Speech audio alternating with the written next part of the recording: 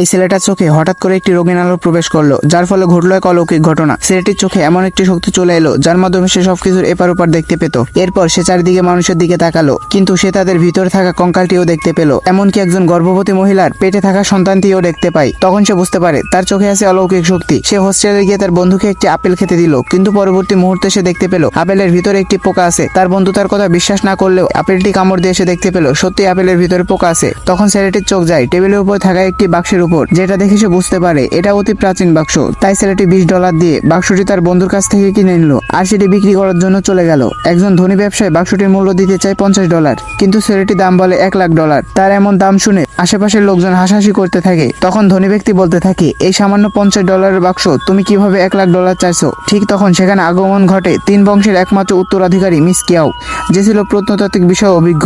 সে বাক্সটি দেখা মাত্র সেটি পরীক্ষা করতে চাইলো আর একটি বিশেষ তরল দিয়ে সেই বাক্সটি ঘষতে থাকলো। তখন মুহূর্তের মধ্যে বাক্সটির রং পরিবর্তন হয়ে কালো থেকে লাল হয়ে গেল। মিস কিয়াও তখন সবাইকে জানালেন এটা কোনো সাধারণ বাক্স নয়, এটা 4000 বছর আগে তিয়ান সাম্রাজ্যের একটি আকর্ষণীয় নিদর্শন, যার বাজার মূল্য প্রচুর। তখন সে ছেলেটির কাছ থেকে $10,00,000 দিয়ে বাক্সটি কিনে নিল। মিস কিয়াও তাকে বলল, এখন থেকে তোমার কাছে কোনো প্রাচীন নিদর্শন থাকলে তুমি সর্বপ্রথম আমাকে দেখাবা। ছেলেটি বাসায় ফিরে তার বন্ধুদের এক গ্লাস পানি দিতে বলল, কিন্তু কেউ তার কথায় গুরুত্ব দিল না। আর তখন ছেলেটি তার ব্যাগ থেকে সমস্ত টাকা বের করতে থাকলো, যা দেখে তার বন্ধুরা হতবাক হয়ে গেল আর তারা সবাই এসে ছেলেটির সেবা যত্ন করতে থাকলো। আর ঠিক তখনই মিস কিয়াও তাকে ফোন দিল। ভিডিওটি ভালো লাগলে একটি কমেন্ট করো আর চ্যানেলে নতুন হয়ে থাকলে চ্যানেলটি সাবস্ক্রাইব করে সঙ্গেই থাকো।